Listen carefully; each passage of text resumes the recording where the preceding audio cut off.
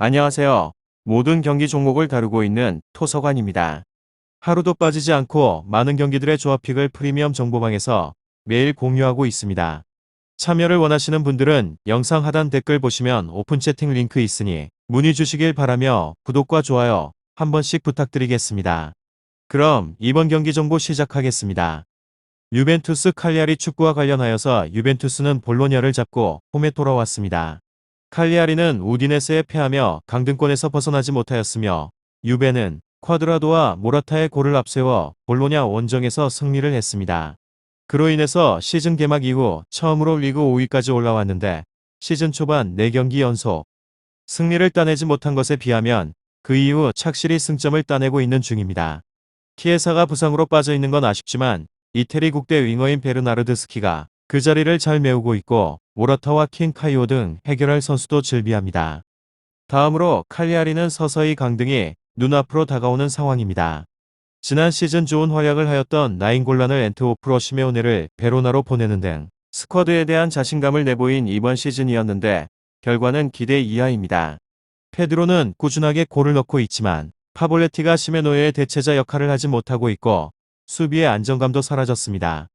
이 경기에는 삼선의 핵인 마린이 징계로 빠지는 악재도 있습니다.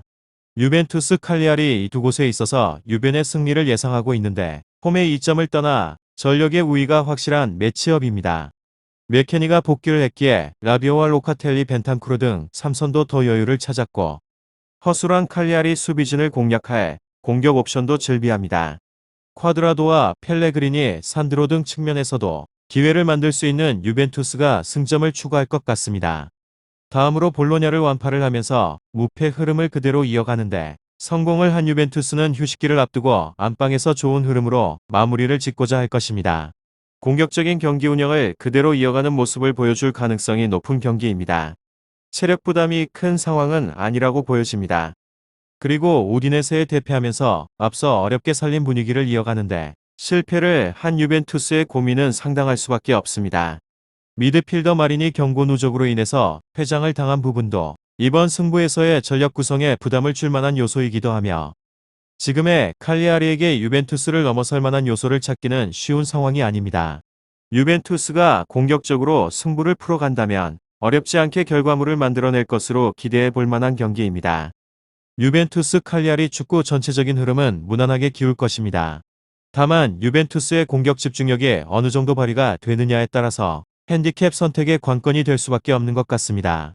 다음으로 유벤투스 리그에서는 7위로 승승승무승 공수에 대한 전환이 빠르기도 하고 역습에 능한 클럽들의 유독 약한 곳입니다.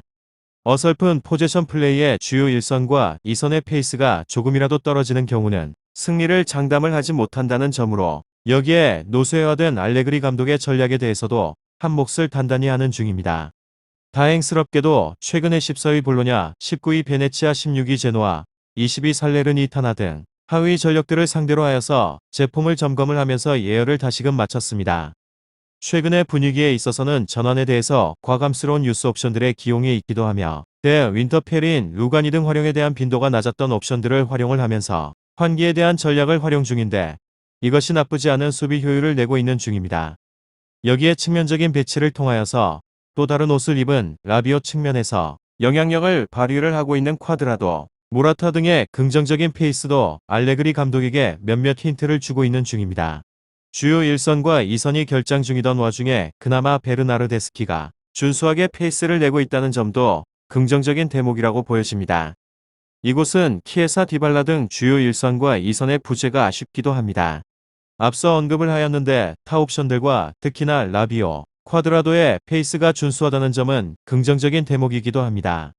다음으로 유벤투스 칼리아리 최근의 세리에A의 트렌드도 빠른 공수 전환과 함께 강력한 1차 압박에 맞춰져 있는 중입니다.